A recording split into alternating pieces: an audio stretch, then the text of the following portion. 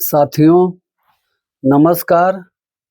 हमारी आज की कहानी है अहमदाबाद के बगोदरा गांव की घटना है। अहमदाबाद रूरल के बड़ोदरा बगोदरा गांव की ये घटना है साथियों।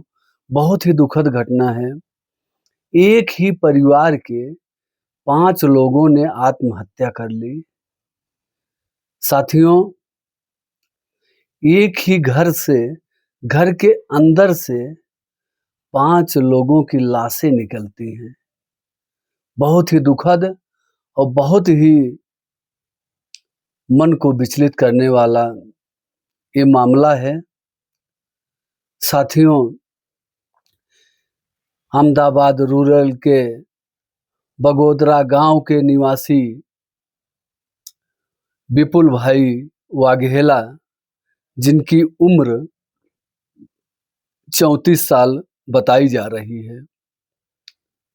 इनकी धर्मपत्नी सोनल, इनके 3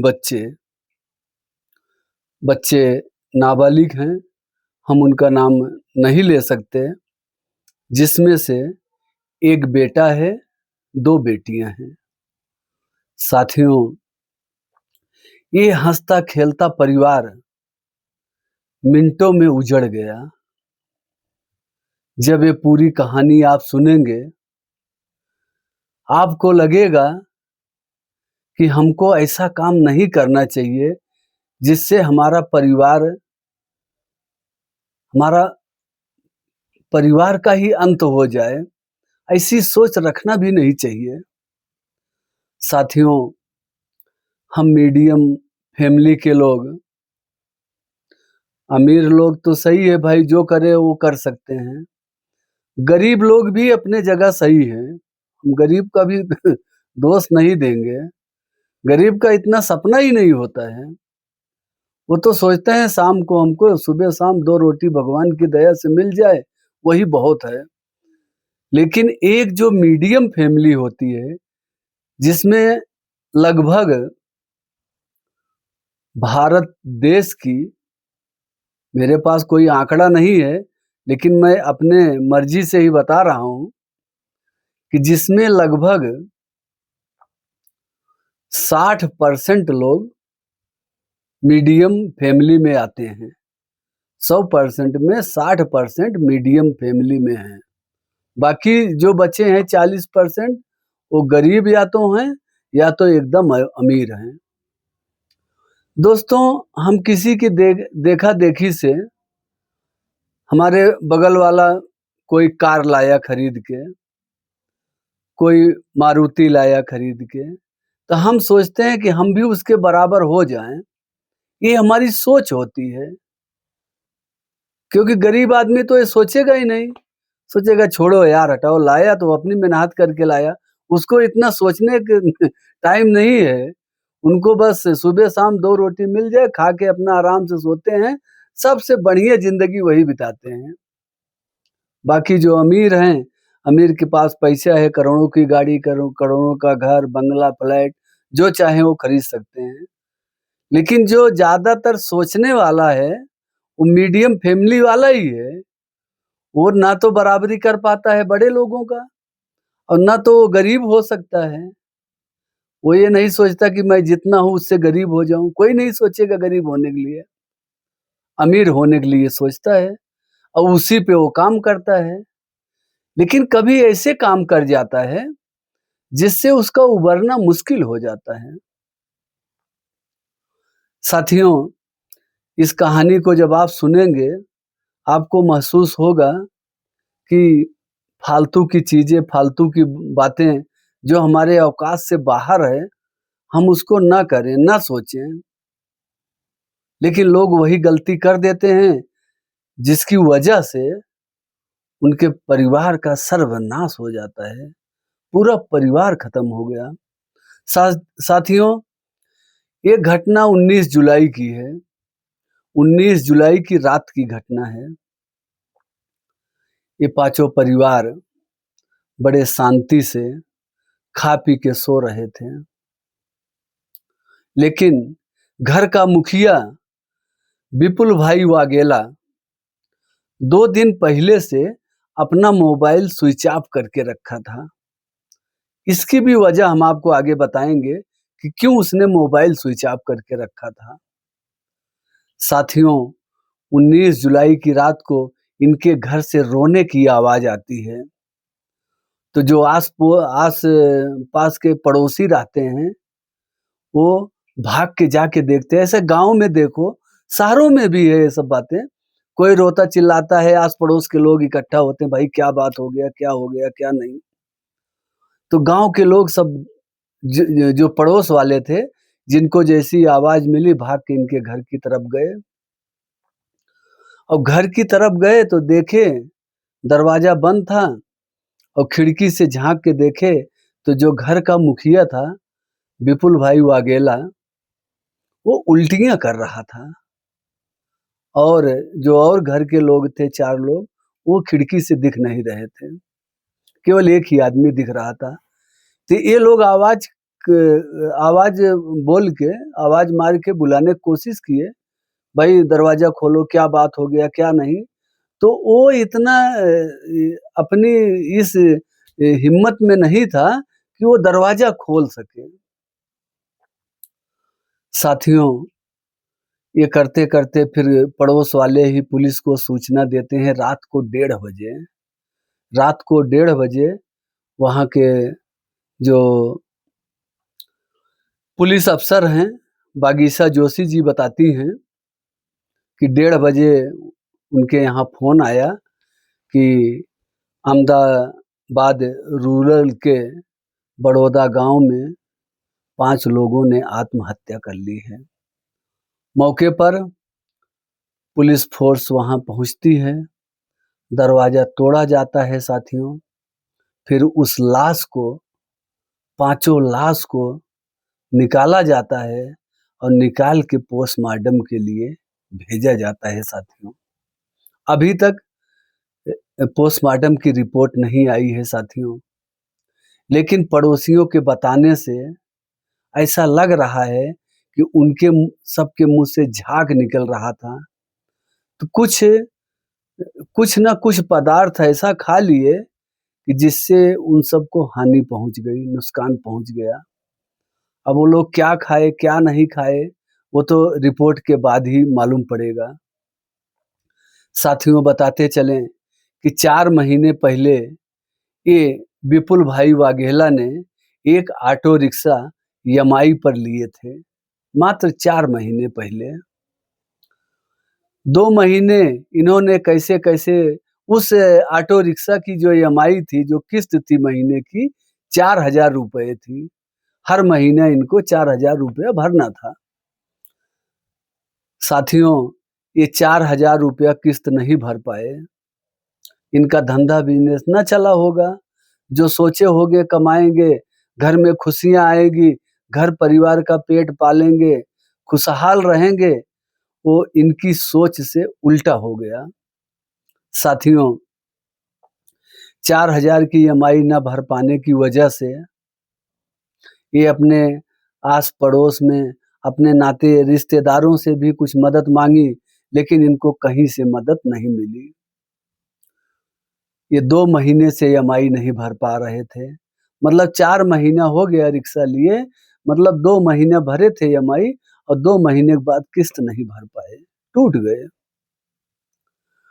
और जब एजेंट लोग इन पे दबाव बनाना चालू किया, एजेंट इनको परेशान करने लगे, या इनका रिक्शा बीच-बीच में पकड़ते होंगे, भाई पहले किस्त भरो, बाद में रिक्शा चलाओ, बाद में गाड़ी चलाओ। तो ये इंसान टूट गया। 2 दिन पहले इन्होंने अपना मोबाइल स्विच ऑफ कर लिया और उसी घर के अंदर कैद हो गए। वहाँ ये लोगों ने क्या प्लानिंग किया होगा, क्या नहीं किया होगा।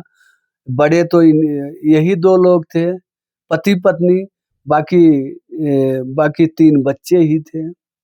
क्या सोच इनकी आई, क्या दिमाग में इनके आया कि वो ऑटो रिक्शा इनकी जान ले लेगा, जो 4 महीने पहले अपने परिवार की खुशियों के लिए लाए थे, कि हम अपने परिवार का पेट भरेंगे, खुशहाल रहेंगे, कमाएंगे, वही ऑटो रिक्शा एक वजह बना इनको, पूरा परिवार खत्म हो गया। साथियों, क्या हुआ क्या नहीं हुआ किसी को नहीं मालूम। वहाँ की जो पुलिस ऑफिसर बागीसा जोशी जी हैं, वो भी बताती हैं कि इसमें क्या मैटर है, कुछ समझ में नहीं आ रहा है। बोली हर चीज पर जांच चल रही है, जांच पड़ताल जारी है कि कहीं एजेंट लोग तो इनको परेशान नहीं करते थे, या परेशान करते थे, कितना करते थे, इस वजह से डिप्रेशन में तो नहीं आ गए जो ऐसा भयानक कदम उठा लिया। साथियों, बहुत ही दुखद खबर है। जांच अभी जारी है। ऐसा लग रहा है कि जब 2 दिन से इन्होंने मोबाइल स्विच ऑफ कर लिया, मतलब पैसे की इन्होंने कोशिश की होगी, इनके नात-बात, रिश्तेदार, आरी-बगल जहाँ जान पहचान रहा होगा, लोगों से मदद माँगा होगा, इनको कहीं से मदद मिलती नहीं दिखाई दी। और उधर जो गाड़ी के किस्त वाले हैं, वो इनको बहुत परेशान किया होगा। हो सकता है उल्टा-सीधा भी बोले हों, मारने पीटने की भी धमकी दिए हों, ऐसे भी एजेंट कर सकते हैं। साथियों, ये भयानक कदम उठा लिया है लोगों ने। पहले 3 बच्चों को खिलाया होगा कुछ, फिर इसकी पत्नी खाई, ये आदमी खाया, 5 के पाँचों लोग जो है खत्म हो गए। साथियों, बहुत ही दुखद खबर है और इस खबर से हम सबको सीख भी लेनी चाहिए, जो हमने बताया अभी सबसे पहले ही आपको, कि गरीब इंसान है, वो तो खा के अपने झोपड़ी में भगवान का नाम लेके सो जाता है। उससे दुनियादारी से बहुत मतलब नहीं है। वो अपना जो खेती-बाड़ी है, जो किया धरा, नहीं किया, बस उसी में वो खुश है। उसके जैसा खुश संसार में कोई नहीं है। गरीब इस दुनिया में सबसे बड़ा खुशहाल इंसान है। ना तो कोई बोलने वाला है, ना डाँटने वाला है, ना करने वाला है, ना कोई उसको टेंशन है कि ये लोन भरना है, वो लोन भरना है, ये किस्त आ रही है देना, वो किस्त आ रही है देना। कोई उसको हेडेक नहीं, टेंशन नहीं। और भाई बड़े लोग हैं, तो बड़े लोग भी उनकी उतनी इनकम होती है, वो दे लेते हैं आराम से। अभी वो चाहें तो 1 करोड़ की, 10 करोड़ की गाड़ी खड़ी कर दें। अगर हमसे कोई पूछे मीडियम परिवार में कि भाई आप जो है ईएमआई पे एक मोटरसाइकिल ले लो, तो उसको हमको 10 बार सोचना पड़ेगा, क्योंकि हमारी औकात एक मोटरसाइकिल लेने की नहीं है। हम अपना घर परिवार चलाएं कि चले मोटरसाइकिल लेके घूमें।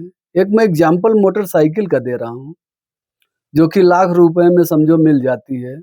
अपने यहाँ 1 लाख में मोटरसाइकिल मिल जाती है, और हम 10 लाख की गाड़ी अगर लेने की सोचें, तो हमको तो सोचने में बहुत समय निकल जाएगा। क्या मालूम भैया हम 2 लाख की गाड़ी लेके अभी खड़ी कर दें, और उसकी 8 लाख जो बचेगा, और फिर उसपे ब्याज भी पड़ेगा, तो कुल मिला के 10-11 लाख फिर हो जाएगा। अभी आप 10 लाख की गाड़ी लेने जाएँ, 2 लाख रुपया जमा करके, तो आप देखेंगे कि वो जो 2 लाख दिए हैं ना, उस ब्याज भर का भी नहीं है। फिर वो 10 लाख बन जाएगा। आप सोचेंगे कि हमने 10 लाख की गाड़ी 2 लाख दिया, 8 लाख का लोन लगेगा। लोन तो सही है, 8 ही लाख का लगेगा, लेकिन वो भरते-भराते जो किस्त होता है 5 साल, 7 साल, जिसकी जैसी हैसियत है, वो करते-कराते फिर 10-11 लाख हो जाएगा। ये गाड़ी आपको किस्त भर के जो है, कम से कम 10 लाख की गाड़ी, ये आपको 13 से 14 लाख में पड़ेगी। कि भाई हमारी सोच, हम कोई गूढ़ा गणित नहीं लगाए हैं। ये मैं ऐसे बता रहा हूँ अपनी सोच के हिसाब से। हाँ, तो ये जो मंथली किस्त होती है, 10 लाख की गाड़ी 20,000 25,000 महीना भरना, ये कितना मुश्किल, कितना टफ काम है, मीडियम फैमिली के लिए।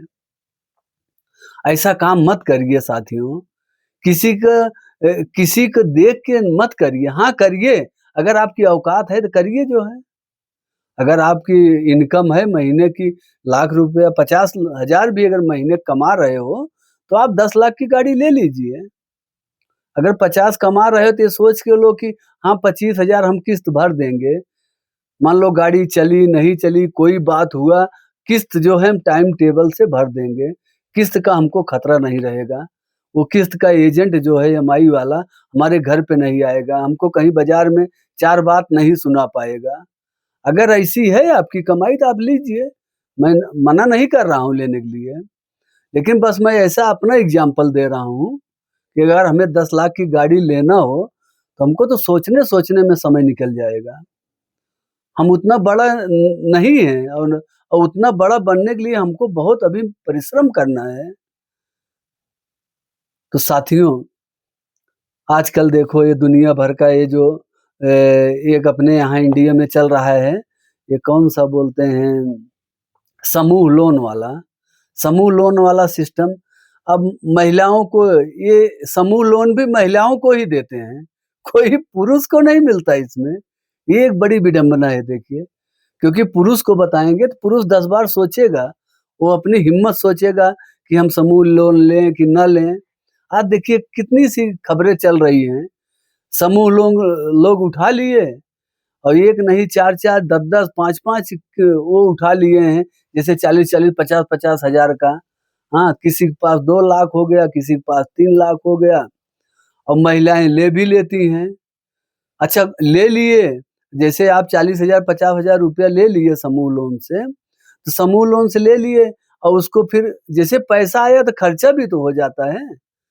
हाँ, उसको अगर कहीं सही काम में लगा दिए कि हम 40,000 लिए हैं, चलो कोई बिज़नेस खोल लेते हैं, हमको महीने का 10-5 हज़ार अगर मिलने लगे, तब तो ठीक है। और गाँव की ज़्यादातर महिलाएँ पढ़ी-लिखी कम हैं और पढ़ी-लिखी भी हैं, तो भी वो पैसे ले ही ले रही हैं। हुँ, इसमें पढ़ने-लिखने से कोई फ़र्क नहीं गिर रहा है। ले लेती हैं समूह लोन वाला एक एक बार ले लिए, भर दिए, तो उसका वो डबल करके देता है। जैसे 40,000 लिए हो तो 80,000 देगा। फिर बोलेगा मैडम 1 लाख ले लो, 2 लाख ले लो। आपको लालच भी धरा देगा, आप ले भी लेंगे। लेकिन जब उसका किस्त भरना होता है, गाँव में देखो कितनी महिलाएँ हैं परेशान हो रही हैं। कितनी न्यूज़ ऐसे आ रही है। कोई बोलता घर पे आता है हमको गाली दे के जाता है 10-10, 11-11 बजे रात को घर पे आके बैठा रहता है, समूह लोन वाला।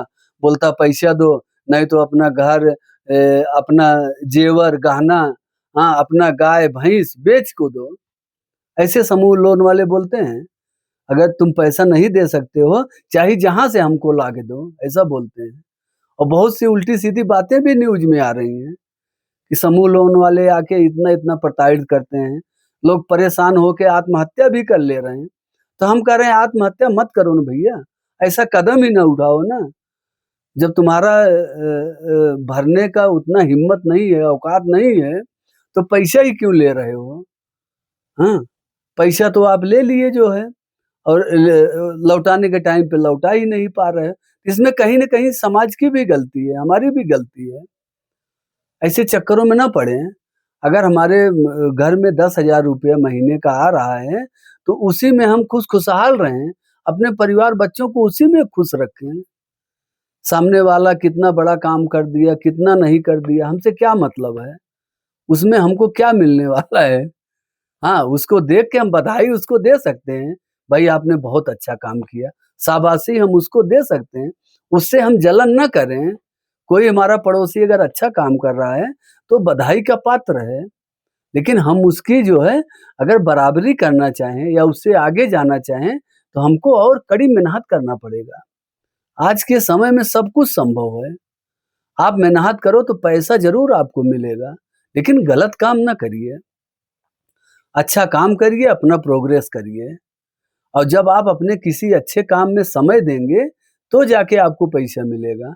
अब आज काम चालू किए, कल सोचो तो कल नहीं मिलेगा।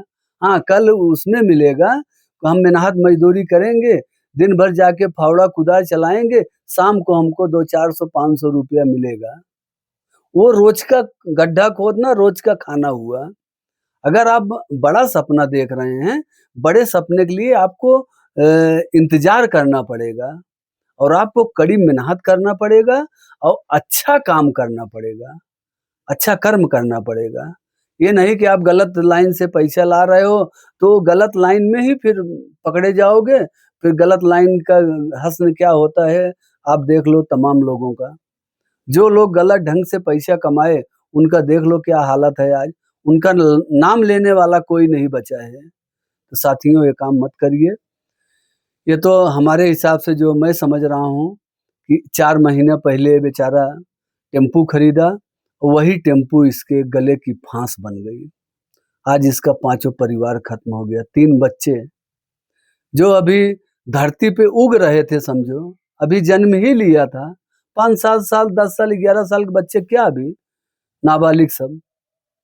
और पति पत्नी सोच नहीं पाए, समझ। हम कह रहे हैं तुम ऑटो रिक्शा किसी के लेके चलाते जो है, भाड़े, जैसे भाड़े पे भी मिलता है ना, भाई तुम्हारा नहीं रहेगा दूसरे का रहेगा, तुम उसका लेके कमाओ, उसका जो दिन का जो तुम्हारा बातचीत हुआ रहेगा उसका रोज का रोज देते रहो, तो उसमें भी तो कमा सकते हो। लेकिन इन्होंने सोचा होगा जल्दी से बड़ा कैसे बन जाए, ये शॉर्टकट रास्ता था। शॉर्टकट नहीं अपनाना चाहिए था साथियों। बहुत बुरा हुआ इस परिवार के साथ। भगवान इन सब की आत्मा को शांति दें।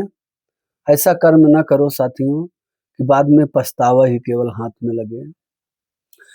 साथियों फिर मिलते एक नई कहानी के साथ, तब तक के लिए जय हिंद, वंदे मातरम।